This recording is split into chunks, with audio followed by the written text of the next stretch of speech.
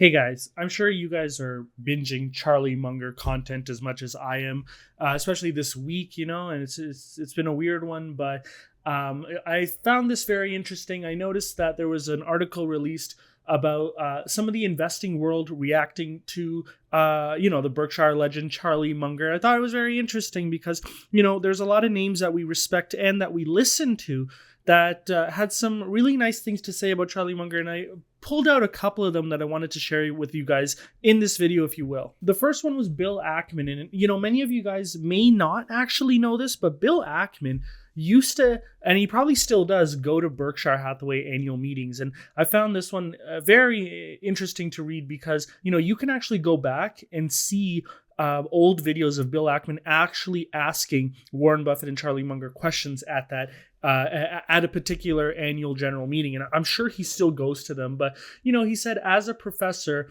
of life and living, Charlie confronted us with the most powerful direct truths and educated us about character, psychology, morality, judgment, wisdom, investing, and more. He was an unabashed, unafraid exemplar of a man. And I think the biggest takeaway from there is all of the different items that he put out there, psychology, morality, judgment, wisdom, investing. And I think really what he's getting at is all of the multi-disciplines that Charlie focused on. If you actually listen to Charlie Munger's last interview that he did with Becky Quick, you can search for it on the internet. They actually do talk about that, and I find it fascinating.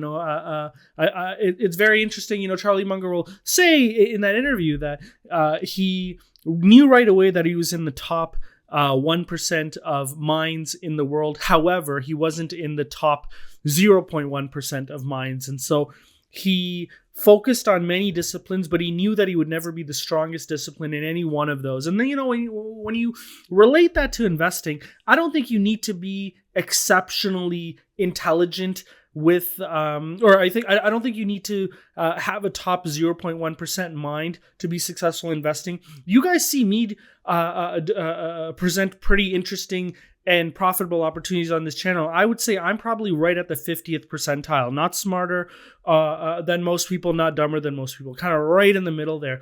And, I think it does help to be more intelligent, but I think there's ways to sort of, increase your level of intelligence. I think that's just the level of curiosity in different subject areas. And it's, I said it in the previous video, but it's one of those things that I would really like to do a better job at. And I think this is the impetus to start doing that and learning more and more about other areas that I am interested in. I think one of the areas that I would be very interested in learning is more about is, just coding. And then the other one, of course, is building homes and such. I'm a big investor in homes.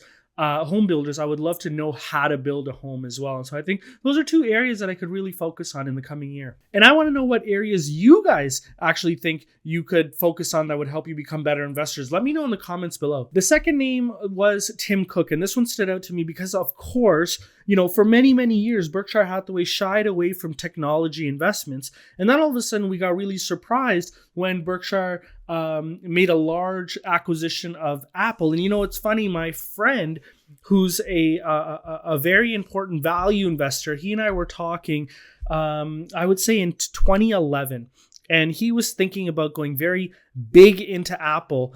And my problem with that was, I'm Canadian, very familiar with BlackBerry, and you guys may not necessarily be familiar with that, but BlackBerry was a phone manufacturer that went the complete opposite direction of Apple as soon as Apple released their iPhone. And I just thought to myself, I don't know if Apple's iPhone will be sustainable as a product over the long term. And of course, I was wrong, and so I never made that investment. Apple is trading at around, 11 or 12 times earnings at the time. It was cheap. I might be wrong. It might have been like 15 times, but nevertheless, I missed out on that whole gain. But I still think I made the right decision because, of course, I wasn't able to see the future with the company. But then when, Charlie Munger speaks about Apple, he says the most simple thing. He says, look, people are addicted to their phones and they want these simple phones, and Apple provides that. And so, Tim Cook came out and said, Charlie Munger is a titan of business and a keen observer of the world around him. Charlie Munger helped build an American institution, and through his wisdom and insights inspired a generation of leaders. He will be sorely missed. Rest in peace, Charlie. And I just think that you couldn't have said it better. And so I really appreciate Tim Cook taking a second and adding that. Now, Bill Moynihan stood out to me because some of you guys may remember this, old timers, old fogies like myself. But during the banking crisis, Berkshire Hathaway actually made an investment into the Bank of America. And it's really funny. I used to, when I was younger, I used to follow Berkshire into certain investments. And this was around the time where I started saying, no, I can't just be following Berkshire blindly into investments. And I actually ended up selling Bank of America at a loss in the single digits. I think I bought it at around $5 and ended up losing money. And if you had just held on to that name, you could see it's probably around $30. I haven't checked it recently, but it was a multi bagger. But it was one of those where, again, I didn't understand the business, and I admitted to myself that I didn't understand the business, and I didn't just want to blindly follow Berkshire into Bank of America. And so, didn't make any money there. But, Bill Moynihan came out and said Charlie Munger was a legendary figure in the investment community, and there are many who benefited greatly from his wisdom. And I would say all of us who are watching this video are probably those people who've really benefited from his wisdom, especially over the decades, right? It's been decades now for many of us. I would say especially us old people, in terms of the amount of time that we spent listening to Charlie Munger and Warren Buffett speak. I don't think there's a 2-week period that doesn't go by where I don't listen to something said by Charlie Munger and Warren Buffett, a clip for their annual general meeting. And I would say that that's probably been like that for at least the last 10 years since YouTube's been around. So, multiply that by 10 years and you can see that there's a lot of wisdom that, not just myself, but many of us have gained over the years from these two individuals. Now, Aswath Damodaran is one of my favorite professors out of the New York Stern School of Business. He actually made his, and I think he still does, I know 10 years ago he made his lectures public, and I'm sure he still does. And so I used to watch his lectures while I was in business school. I guess that was more than 10 years ago. But yeah, I used to watch them, and I purchased his book as well. He has a valuation book. I encourage you guys to take a look. It is quite complicated though. So, I mean, if you're a beginner, I wouldn't recommend it. But, Aswath Damodaran, one of the strongest minds in the, I would say, valuation community, I would say like educational valuation community of professors, I would say. And so he said, in a world full of self-promoters and false prophets, Charlie Munger was a beacon of common sense, delivering deep lessons on investing and life in simple words and with humor. He is irreplaceable. And I would say the comment of self-promoters and false prophets is a very important comment, especially now in the world of YouTube. There's a reason why I don't give out stock picks or anything on the channel. I will talk about companies, but even with the Patreon subscribers, there's a reason why I don't say buy this, sell this, blah, blah, blah. And the reason for which is I truly believe that teaching a man how to fish is way more important than giving him a fish. And so I really feel that on this channel, we've cultivated a community of extremely smart people, many of whom, I would say most of whom, are much more intelligent than I am. And I'm just, glad and fortunate to have everybody in the community that we have. And so I really appreciate what Aswath Damodaran said about Charlie Munger. And Mario Gabelli. Now, you guys may not necessarily be aware of Mario Gabelli. This is an old name in the valuation community.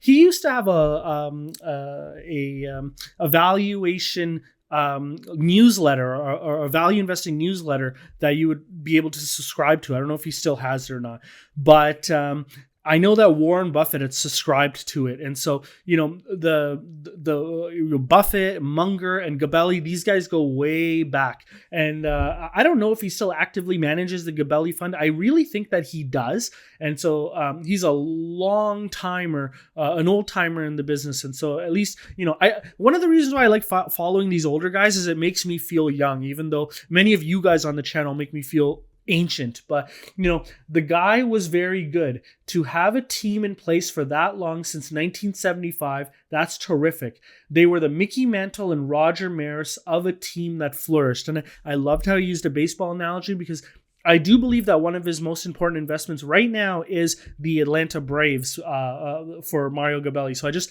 love that he's a baseball guy. It just brings a smile to my face. And then finally, Howard Marks. I don't think any of us really need an introduction to who Howard Marks is. I would say that he's on the same level as the Peter Lynch's of the world. And he went on to say that Charlie was a genuine polymath, extremely well read in a large number of areas, and he would employ analogies to them when discussing investments.